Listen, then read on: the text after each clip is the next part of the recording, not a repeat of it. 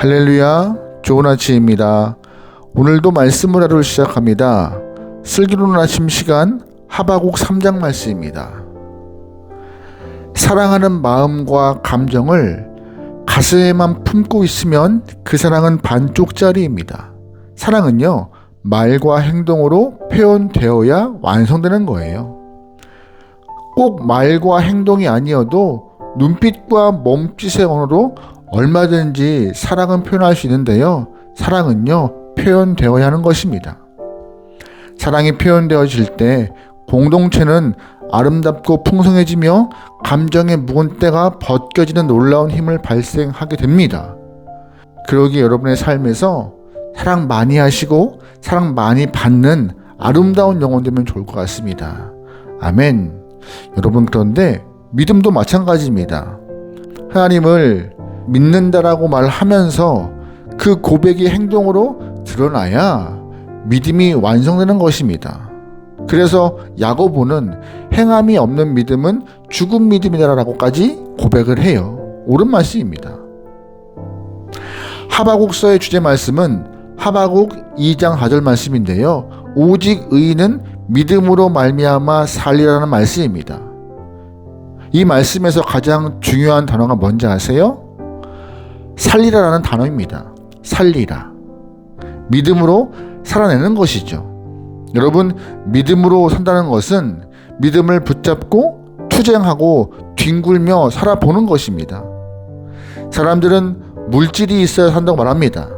또 누군가를 의지해야 살 수 있다고도 말해요. 하지만 하나님을 믿는 성도라면 그런 것이 없어도 믿음만 가지고 살아갈 수 있는 것이 온전한 성도이고 하나님의 백성인 것이죠. 믿음만 가지고 살아갈 때 믿음은 역사해요. 오늘 하박국 3장 말씀은 믿음으로 살아가는 것이 어떤 것인지 분명히 가르치고 있습니다. 선지자 하박국은 하나님께 엎드려 구했어요. 하나님, 남유다 영혼들이 악합니다.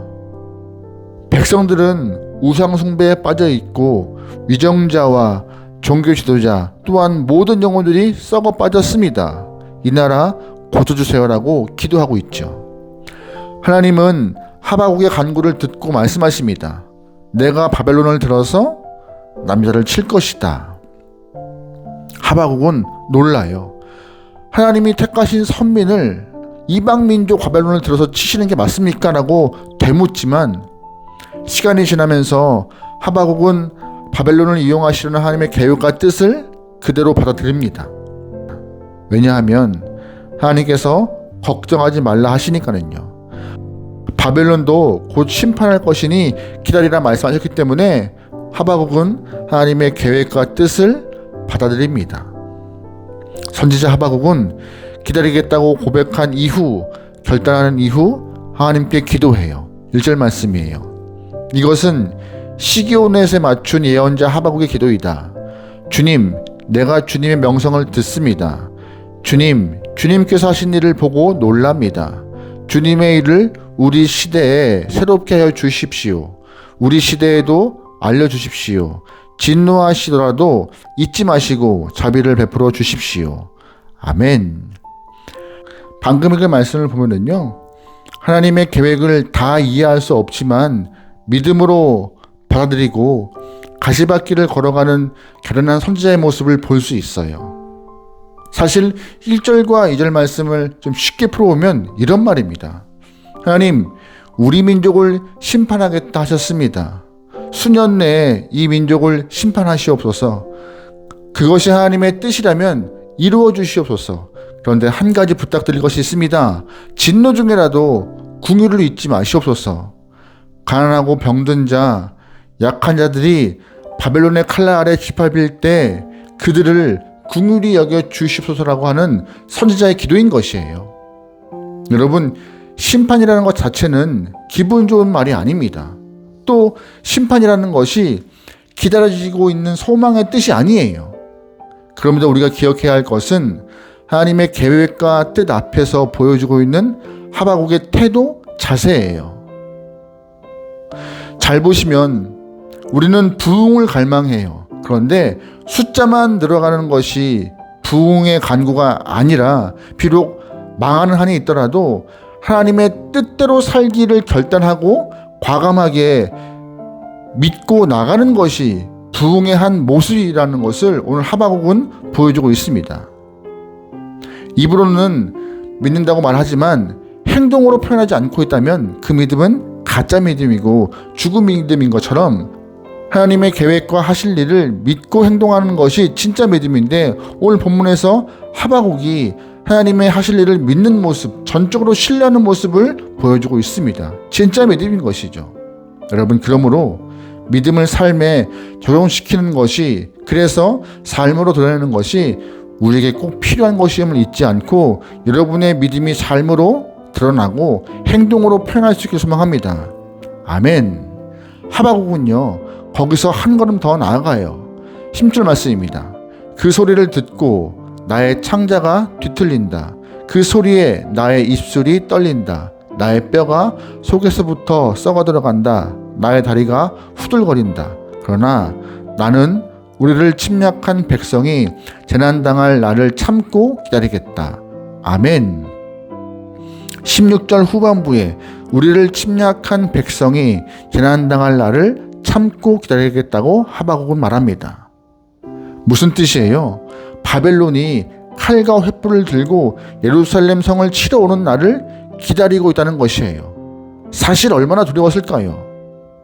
선지자가 이렇게 말하고 있는 이유는요, 바벨론이 이 나라를 치고 성전을 태우고 성벽이 무너지며 적들의 칼날에 남유다의 영혼들이 무릎을 꿇는 것은 싫지만, 정말 싫지만, 그래야 남유다의 믿음이 회복될 수 있을 거라 믿기 때문입니다. 바벨론을 통하여서 심판이 속히 이루어져야 회복도 속히 올 것이라 믿기 때문에 하박국은 큰 고난을 감내하면서 기다리고 있는 것이죠. 하박국은 바벨론을 통한 심판이 하나님의 뜻임을 깨닫고 다 받아들이고 있는 것이에요. 이것이 끝일까요? 아닙니다. 하박국은 여기서 그치지 않고 한 걸음 더 전진해요. 10절입니다. 무화과 나무에 과실이 없고 포도나무에 열매가 없을지라도 올리브나무에 딸 것이 없고 밭에서 거두어 드릴 것이 없을지라도 우리의 양이 없고 소양간에 소가 없을지라도 나는 주님 안에서 즐거워하련다. 나를 구원하신 하나님 안에서 기뻐하련다. 아멘. 아무 것이 없어도 여호와 하나님 한 분만으로 기뻐하겠다는 것입니다. 이 말은요, 하나님 얼굴로만 즐거워하겠다는 다윗의 고백과 같은 말입니다. 다윗은 시편 17편에서 나는 하나님의 손이 아니라 하나님의 얼굴만 구한다라는 고백을 했습니다. 사실 하나님의 손에는 먹을거리, 입을거리, 각종 금은보화가 있습니다. 그러나 그런 것들이 없어도 하나님의 살아계심과 존재하심만으로도 행복하다라고 했던 다윗의 고백과 마찬가지로 하박국이 하나님이 있음으로 나는 즐거워합니다라고 말하고 있는 것입니다. 아무리 바벨론 군사들이 쳐들어와서 남유다를 짓밟을지라도 먹을거리와 외양간의 소와 양떼가 없어진다 할지라도 하나님으로 인하여서 만족하고 즐거워하고 나는 기뻐할 수 있다라고 위대하고 아름다운 고백을 17절, 18절에서 하박국은 하고 있는 것이죠. 믿음은요, 이렇게 하나님을 찾아가는 과정입니다. 당시 남유다 백성들이 소와 양이 있고 먹을 것과 과실이 가득하게 있어도 믿음을 잃어버렸습니다.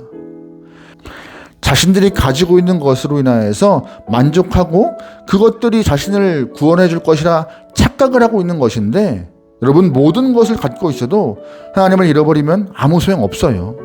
모든 것을 잃어버려도 하나님 한 분만 붙들고 있으면 구원받을 수 있다는 사실을 기억하고 있는 것이 선지자 하박국의 깨달음이었습니다. 이렇게 믿음이 바뀌어가는 것이고 성장하여서 하나님의 존재하심 자체로 기뻐할 수 있는 것이 성도의 기본 자세라는 것을 하박국은 보여주고 있어요. 오늘 우리의 믿음은 어디쯤에 있을까요? 우리의 믿음이 하나님 한 분만으로 만족하고 하나님 한 분만으로 즐거워할 수 있는 참된 믿음으로 무장할 수 있기를 소망합니다. 우리의 믿음이 마음 한 구석에 머물러 있지 않고 입으로 표현되고 삶으로 살아내고 하나님의 얼굴로만 만족할 수 있는 귀한 영혼 되길 소망합니다. 그런 믿음으로 오늘도 승리하여 주님께 기쁨 냅시다. 아멘. 기도하겠습니다. 사랑의 하나님, 세상 어떤 것과 비교할 수 없는 하나님의 사랑을 기억하며 주님 한 분만으로 만족할 수 있는 인생 되게 도와주시옵소서. 주만 바라봅니다. 그리고 어제보다 더 뜨겁게 주를 가까이 하고 사랑하겠습니다. 우리와 함께하여 주시옵소서. 모든 걸 맡겨오며 예수님의 이름으로 기도합니다. 아멘.